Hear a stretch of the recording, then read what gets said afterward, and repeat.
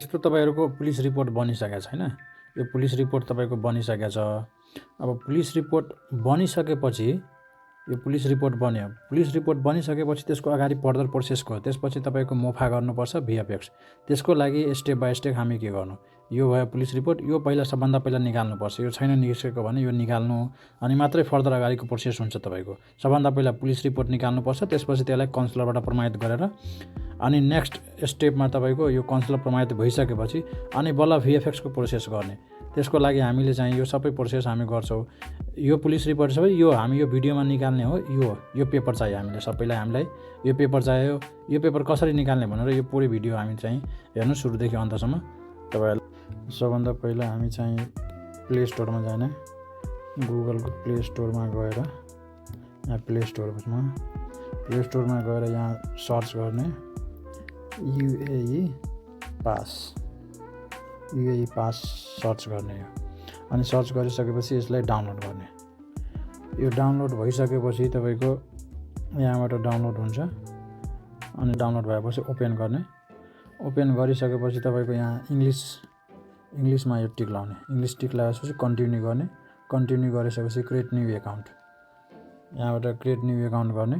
Create new account गरेपछि यो cross गर्ने, यसलाई क्लोज गर्ने। यहाँबाट टर्म्स एन्ड कन्डिसनलाई यस गरिदिने। यस गरिसकेपछि एक्सेप्ट गरिदिने। एक्सेप्ट गरिसकेपछि यहाँबाट दुईवटा अप्सन छ, सिटिजन और रेसिडेन्स। कुनै व्यक्ति दुबईमा छ भने त्यसको लागि यो फर्स्ट अप्सन छ हैन। अब हामी चाहिँ नेपालमा हो, नेपालको लागि नेपाल जो भिजिट भिजाको लागि या फर्स्ट टाइम जान लागेको त्यसको लागि नेपालको लागि, नेपालमा जुन व्यक्ति छ त्यसको लागि यो भिजिटरमा टिक लाउने हैन। अब यहाँबाट तपाईहरुसँग पासपोर्ट छ, पासपोर्टबाट एप्लाई गर्ने हो भने पासपोर्टमा टिक लाउने। पासपोर्टबाट स्क्यान गरिसकेपछि यहाँबाट तपाईले सिधा पासपोर्ट डिटेल भर्नको लागि सिधा पासपोर्टलाई स्क्यान गर्दा पनि हुन्छ। स्क्यानमा टिक गर्ने, फोटो खिचेपछि डिटेल पुरै आफै आइहाल्छ। या छैन भने त्यसरी आई डोन्ट ह्याभ भनेर यहाँबाट पनि तपाईले आफ्नो म्यानुअली टाइप गर्न पनि सक्नुहुन्छ। म्यानुअली आफ्नो नामहरु यहाँ टाइप गरेर पनि बनाउन सक्नुभयो। पासपोर्ट छ भने डाइरेक्ट स्क्यान गरेर पनि गर्दा पनि भयो। अब यहाँ मोबाइल नेपालको नम्बर, अब आफ्नो यहाँ नम्बर टाइप गर्ने। नम्बर टाइप गरिसकेपछि यहाँ आफ्नो मेल यहाँ राख्ने हैन। मेल राखिसकेपछि नेक्स्ट गर्ने। नेक्स्ट गरेपछि तपाईकोमा ओटिपी आउँछ। यो ओटिपी राखेपछि यो भेरिफाई गर्ने। अब यो तपाईको जीमेलमा पनि ओटिपी आउँछ, जुन मेल राख्नु भएको छ त्यो मेलमा पनि ओटिपी आउँछ, त्यो पनि यहाँ भेरिफाई गर्नुपर्ने हुन्छ। 175 यो हालेर तपाईले भेरिफाई गर्नुभयो हैन। अब यहाँ एउटा पिन क्रिएट गरिहाल्ने।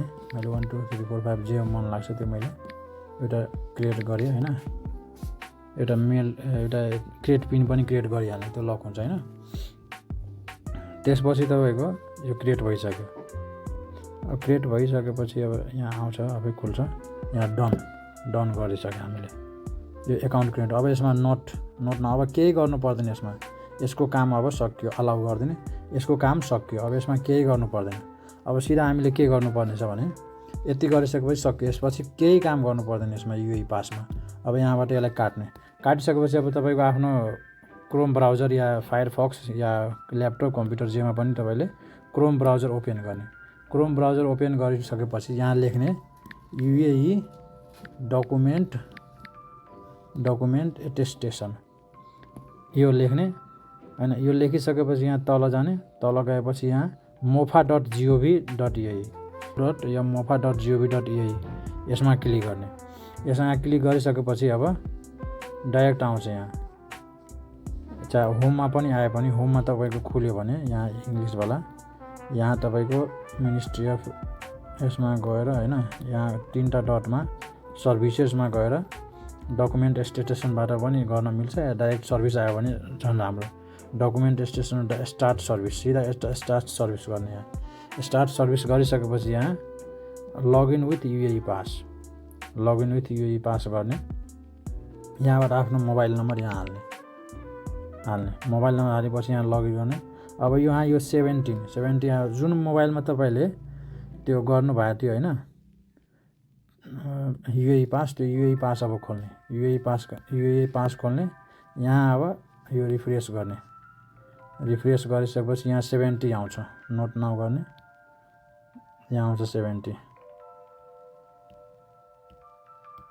नेक्स्ट गरिहाल्ने। अब 70 गर्ने, कन्फर्म गर्ने, यहाँ आफ्नो कोड हालिदिने, पिन कोड भयो। अब यसको काम सक्यो। अब त्यसपछि यहाँ फेरि आउने वेबसाइटमा आउने, एकछिन होल्ड गर्ने, त्यसपछि आफै यो तपाईँको लिन्छ यसले। यो सक्यो। त्यसपछि यो तपाईँको युएई पासमा लगइन गरिसकेपछि लगइन गर्ने बित्तिकै यहाँ यो दुईवटा अप्सन आउँछ। यहाँ एटेस्टेसन इन द युएई हैन, यो दुबईमा जो व्यक्तिहरू छ त्यहीँबाट युएई आफ्नो डकुमेन्ट एटेस्टेसन गर्न चाहनुहुन्छ भने त्यहाँबाट गर्न सकियो। अब हामी नेपालबाट कसरी गर्ने? एब्रोड युएई आउटसाइड दुबईबाट युएईबाट बाहिरको लागि सेकेन्ड अप्सन छ, सेकेन्डमा टिक लाउने। टिक लगाइसकेपछि यहाँ अब तपाईँको हामीले यहाँ नेपाल लेख्ने, किनभने हामी नेपालबाट गरिरहेछौँ। यहाँ नेपाल लेख्ने, नेपाल। त्यसपछि मिसन भिएफएस सर्भिस, किनभने डकुमेन्ट हामी भिएफएस सर्भिसको लागि हो। यहाँ नेपालमा भिएफएक्समा दिएको छ त्यो कुरा। अब origin of document issued outside the युएईमा टिक लाउने, सेकेन्ड अप्सनमा। त्यसपछि यहाँ मार्क टिक लाउने, यहाँ यो यसमा टिक लगाइदिने, त्यसपछि नेक्स्ट गरिदिने। अब नेक्स्ट गरिसकेपछि फेरि यो फर्स्ट अप्सन छ, individual affair document or certificate of origin. यो हामी इन्डिभिजुअलको लागि हो, जो मेरो पर्सनल गर्नु छ भने पुलिस रिपोर्ट प्रमाणित भने पर्सनलको लागि हो यो। अब कमर्सियल डकुमेन्टहरू चाहिँ अफिसहरूको लागि हो हैन, यो कमर्सियलहरूको लागि सेकेन्ड। त हाम्रो चाहिँ फर्स्ट हो, फर्स्टमा गर्ने, जुन इन्डिभिजुअल व्यक्तिहरूको लागि छ, इन्डिभिजुअल व्यक्तिगतको लागि। अब योहरू केही गर्नु पर्दैन। यहाँ अब कतिवटा पुलिस रिपोर्ट एउटा छ भने एउटामा टिक लगाइदिने, एउटा डकुमेन्ट छ। अब कसैको बडी डकुमेन्टहरू पनि जस्तो मार्कसिटहरू पनि डकुमेन्ट मोफा गर्नुपर्ने छ भने जतिवटा छ त्यति गर्ने। तर पुलिस रिपोर्टको केसमा एउटा मात्र A1 लेख्नुपर्छ। त्यसपछि यसमा टिक लाउने, त्यसपछि एड गरिदिने। अब एउटा डकुमेन्ट हाम्रो याद भयो। अब यहाँ आफ्नो नाम लेखिदिने, तपाईँको पासपोर्टमा जे नाम छ त्यो नाम लेखिदिने। यहाँ नाम लेखिदिने, आफ्नो जे नाम छ त्यो नाम लेख्ने, फुल नेम आफ्नो लेखिदिने। यहाँ त्यसपछि आफ्नो मोबाइल नम्बर यहाँ हालिदिने। मोबाइल नम्बर हालिसकेपछि यहाँ तपाईँको आफ्नो मेल नम्बर पनि हालिदिने, इमेल नम्बर हालिदिने। त्यसपछि अब त्यसमा एड्रेस कहाँको लेखेछ, जहाँको एड्रेस लेखेछ पासपोर्ट हिसाबले त्यो एड्रेस हालिदिने हैन। त्यसपछि सिटी कहाँको छ, जहाँ छ पासपोर्ट हिसाबले आफ्नो एड्रेस सबै आफ्नो यो हाल्नुपर्छ। यसमा एड्रेस हालिदिने, यो मैले हालिदिएँ एड्रेस। अब यो डकुमेन्टहरू कहाँ गएर सब्मिट गर्ने हैन, submit document to the service centre. यो सर्भिस सेन्टर हामीले बाहिरको लागि, युएई भन्दा बाहिरको लागि सर्भिस सेन्टर नै हो, भिएफएक्स सर्भिस हुन्छ, त्यसमा गएर यो service centre collect drop and address, यसमा टिक नलाउने, यो फर्स्टवालामा नलाउने, यो सेकेन्डवालामा submit document to service centre, सेकेन्डवालामा टिक लाउनुपर्छ। गरिसकेपछि यहाँ आयो भने सबमिटमा टिक लाउने, यस सबमिट गरिदिने। सबमिट गरिसकेपछि अब के भयो, यहाँ सबमिट भयो। सबमिट भएर यो तपाईँको अब यो सबमिट भएपछि यो एटेस्टेसन नम्बर हुन्छ नि, एटिएस नम्बर, यो स्क्रिनसट गरेर राख्नुपर्छ। यो नम्बर अर्जेन्ट हुन्छ, यो नम्बर राख्नुपर्छ हामी कहाँ, यो नम्बर यो स्क्रिनसट गरेर राख्ने, यो काम दिन्छ पछि, यो नम्बर राख्ने। त्यसपछि यहाँ आएर हामीले अब पेमेन्ट गर्नको लागि यसमा टिक लगाइदिने, यसमा पेमा गएर पे गर्ने, पे गर्नको लागि यसमा जाने। त्यसपछि यहाँ आएर तपाईँको आफ्नो आउँछ पेमेन्ट अप्सन आउँछ, पेमेन्ट अप्सनमा गएर तपाईँहरूसँग कार्ड छ भने आफ्नो कार्डबाट पनि यहाँ पेमेन्ट हाल्न सक्नुहुन्छ। इन्टर नेम आफ्नो यो कार्ड नम्बर हालेर यहाँ पे हानिदिने, यहाँबाट पे गर्ने। यदि कार्ड छैन भने जुन स्क्रिनसट मैले भनेको थिएँ तपाईँहरूले अगाडि, त्यो स्क्रिनसट लिएर तपाईँ आफ्नो नजिकको कभरको ब्याङ्कमा गएर पनि डिपोजिट गर्न सक्नुहुन्छ। काठमाडौँको ब्याङ्कमा पनि कभरको ब्याङ्कमा गएर डिपोजिट गरेर अनि पुलिस रिपोर्ट भयो, अनि त्यो तपाईँको डिपोजिट गरेको स्लिप लिएर सबमिट गर्न सक्नुहुन्छ। यदि अनलाइन छ भने अनलाइन एउटा यस्तो रिसिप्ट आउँछ, यो रिसिप्ट आयो, यस्तो रिसिप्ट आउँछ। यसलाई डाउनलोड गर्ने न सेभ गरिहाल्ने, अनि यो सेभ गरेर यो रिसिप्ट तपाईँले सेभ गरेर राखेर अनि यो रिसिप्ट तपाईँको सम्बन्धित कोही व्यक्ति काठमाडौँमा छ भने त्यसलाई दिने र पुलिस रिपोर्ट दिने अनि गएर सब्मिट गरिदिइहाल्ने भिएफएक्स सर्भिसमा, ठमेलमा छ भिएफएक्स सर्भिस, या कुनै न कुनै, या आफै तपाईँ हुनुहुन्छ भने आफै गएर पनि सब्मिट गर्न सक्नुहुन्छ। आफै गएर पनि यो डकुमेन्ट गएर आफै गएर पनि यो र पुलिस रिपोर्ट दुइटै गएर सब्मिट गर्न सक्नुहुन्छ। सब्मिट गरिसकेपछि सब्मिट गर्नु सक्नुभयो होइन, सब्मिट गरिसकेपछि तपाईँको मेल आउँछ होइन, त्यो मेल चाहिँ तपाईँको 2-3 दिनमा पनि आउन सक्छ या 1 हप्ता पनि लाग्न सक्छ। त्यो मेल आइसकेपछि यहाँ मेल आउँछ तपाईँले नो रिप्लाईबाट मेल आउँछ। यहाँ गएर तपाईँको यो नो रिप्लाई एडिएसबाट मेल आउँछ।